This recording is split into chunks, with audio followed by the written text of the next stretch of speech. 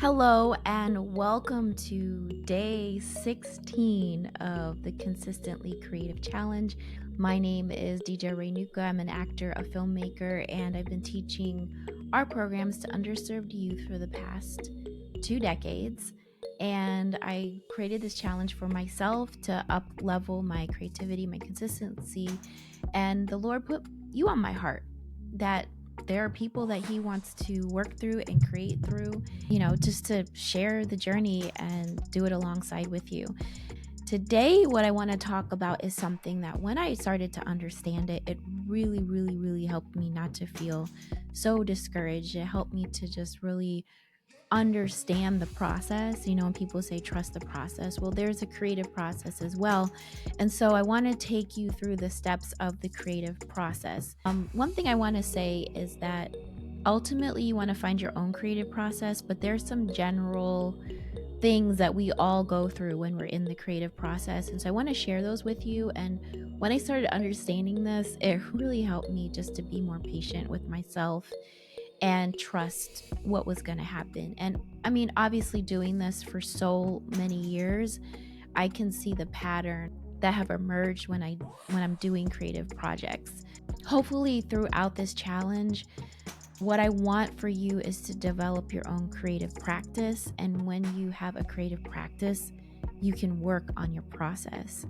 And that's what's really needed when you feel so behind, or you're not making progress, or you don't understand what you're doing and it just feels so out of control. It's because you don't have a creative practice. So when you have that practice, you can start working out the kinks, you can start understanding how your own mind works, you'll start to find your own voice, your own style. It just takes practice. And so I want to talk to you about the creative process today, and hopefully that will help you out. First step in the creative process is the idea, right? The oh my gosh, this is going to be amazing. It's whatever God plants into your heart. It's that seed, and you're just so enamored with the idea, and you can see the finished project in your head. Like, you just have all the feelings and the motivation and the inspiration. And so after that, what do you do after that? That is called preparation in the creative process. It's researching about the idea, you're immersing yourself in the world, you're gathering information. Many times people can kind of skip this step and just try to dive right into the project, and you can find yourself kind of frustrated. For example, people are like, I want to make a movie, what should I do first? And I literally will say, just write out the story from beginning to end. It doesn't matter if it's good or perfect. You don't have to write a screenplay. You really just have to write out what happens. And that's the only way that I can help you, is if I can look at the story and kind of help you get started. Like, what should you do first? What kind of story? How would this be best expressed? But it's amazing because, like, most people don't actually do it, but that's what you need to do first, because that requires you to do the research, to build the world, and to understand this idea, spend time with the idea. For example, if you have a story idea, you might want to take time researching the time period that it's in, researching the type of characters, researching the type of work the characters do, things like that. And ideally, you want to collect all of those things into one place, whether it's a notebook or a Pinterest board, or you use something like Canva, or I think Miro, or there's all of these things. I use Notion. Just collect what you're creating and researching into one place. In this moment, you might be thinking, okay, this is a little bit harder than I thought, but it's still going to be amazing. And I think this is a really good place for you to stay as you're shaping your idea, because it's not quite in the grunt work. It's still kind of in the idea stage, and it's kind of in the low risk stage where the pressure feels less, and you can do this on your own. You don't even have to tell anyone about the idea or what you're doing yet. You can just still spend time kind of in the bubble of your wonderful idea, and just kind of research it and think about it and kind of mold that thing. So now that you've done this, you will enter a new stage called incubation. So This is a stage where you're letting things kind of marinate and synthesize, and you're building connections. This could take a few hours, a few days, a few months, but you can't really predict all the time how long this is going to take. And I kind of liken this to the phase where people say they have writer's block or they're staring at the canvas. You might have started some work on the project. Maybe you started writing something, but you still feel a little blocked. But what's actually happening is all of those things you've created and thought about in your conscious mind, your subconscious mind is now doing all of the connections. And your subconscious mind works faster than your conscious mind. It can deal with abstract things better than your conscious mind. Literally, when you're feeling blocked and you don't know what to do, it's good to step away. And you can almost feel that. Like, I'm at the point now where I can feel the moment where it's time to step away, it's time to take a break, take a shower, take a walk, whatever it is. The biggest example I have of this is when I used to make handmade cards. And you can see the videos on this channel right now. Like, I used to be so into crafting and I want to get back into it actually. And I learned when I was making handmade cards. At the time, there was no Pinterest or things like that. I was really working on creating my own designs. I would kind of get to the place where I'm stuck. And so I had to kind of step back and say, take the pressure off and just say, okay, I'm just going to explore. I'm just going to move things around and kind of see what looks good. Or it meant it's time to step away, go make dinner for the kids, go take a shower, go take a nap if I could, go watch a show, do something like that, and kind of give your conscious mind a break from the project so your subconscious mind can work. And that's literally part of the process. Another thing that I learned is when you're writing, the editing part of your brain and the creative part of your brain, they're two different parts. And so if you're always trying to flip back and forth, you're not going to make progress and you're going to get really frustrated.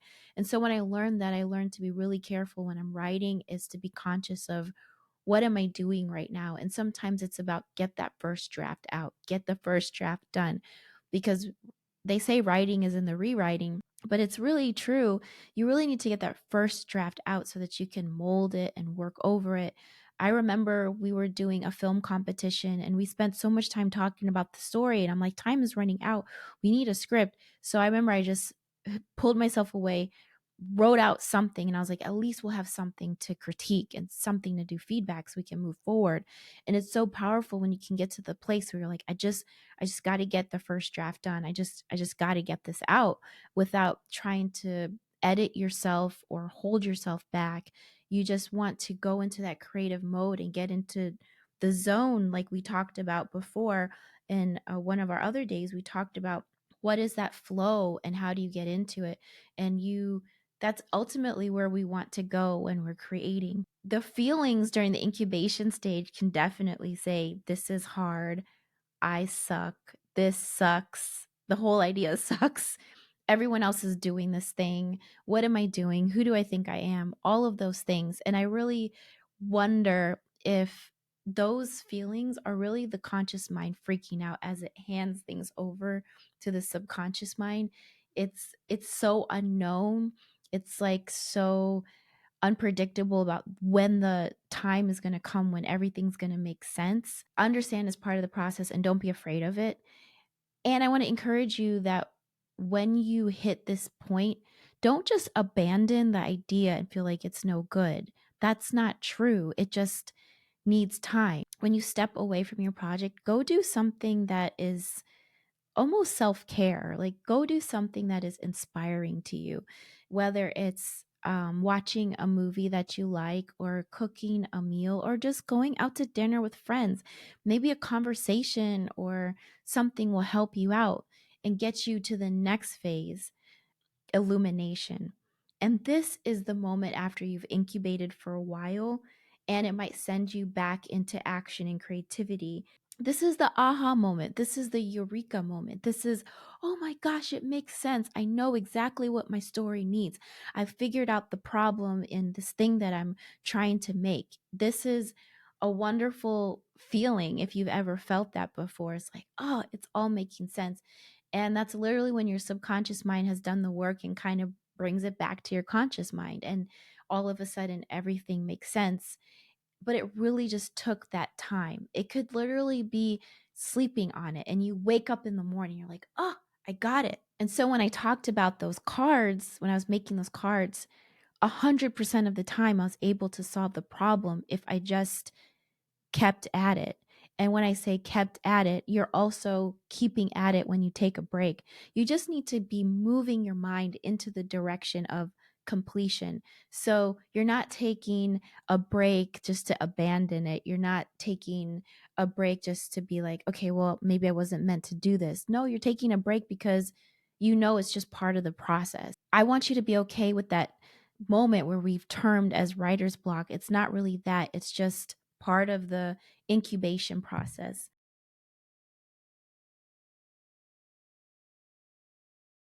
So now you've incubated, you've had your aha moment. At this point, you're going to get into another phase called evaluation. So you start editing, you're fixing, you're getting feedback. Sometimes you need to go back to the drawing board, but you're not really starting over completely when you start editing and getting feedback. You're coming at it with wisdom. You're coming at it with all of your research. You're coming back to it with having had your aha moments, and hopefully at this point, you feel like you're closer to the end than the beginning. And so, even when you have more doubts come up, you can just keep going past that. And I really hope that you can. Now you've kind of collected everything, and you're going to go into the implementation phase. And this is the time where you might go back and fix the outline for the story. And then basically, you can just go and start writing from point to point. And that's why I think it's really important to outline your stories, especially when they're longer stories. You can even outline a short story. Sometimes the short films, once in a while, if I write a short film, it will come to me all at once. But when it comes to a feature length film, when you're writing 90 pages or 110 pages, you want to outline things so that you're writing from point to point to point to point. And when your outline is really solid, you can feel more confident when you're writing and really just be in that flow. And so when you're in the implementation process, you're in that flow and you're working. And then this is cyclical as well. I mean, you can cycle through the phases or you can hop around in the process. But I just wanted to share with you the process of creativity, a general idea of the process. So when you start creating, that you can actually have a system that you're working through. And hopefully, these other tools that we've talked about during this creative challenge will help you as well. Yesterday, we just talked about the importance of willingness and faith. And hopefully, that will be an undercurrent to what you're doing when you're going through the creative process, is that you're coming at it with this heart of willingness and faith. And so, when you do feel stuck, that you can ask God for wisdom and you can ask Him for help, or you can ask Him to show you which direction you should go, or ask him to help you feel more inspired as well. And he might tell you, like, go lay down for a little bit, go rest, take a break. Don't worry about it so much. Don't make it an idol. Just trust me. Just believe. I appreciate your willing heart. I'm here for you. I hope that the next time you feel blocked or whatever, you understand what's actually happening. And yeah, so for your assignment, it's going to just be a journal prompt, is I want you to think back on a time when you were working on something, like creating an event, or you were making something or writing something, and you felt frustrated, or you felt like you were going through these phases of creativity. I just want you to write about that whole process. So think of a project that you completed and remember that. Like, that's what I do with my handmade cards. When I'm even working on editing something or working on a film project, I remember that 100% of the time when I kept at it, I figured out the solution. And that helped build my confidence when I'm doing these bigger projects that have more moving parts. And so I want you to journal about that and remind yourself, like, what you did to get through it, and what you did when times were hard, and how God showed up for you. And then you can hopefully draw on those experiences in the future. So I hope that this encouraged you today. Thank you so much for joining me, and I look forward to seeing you tomorrow. Have a productive and creative day. Bye.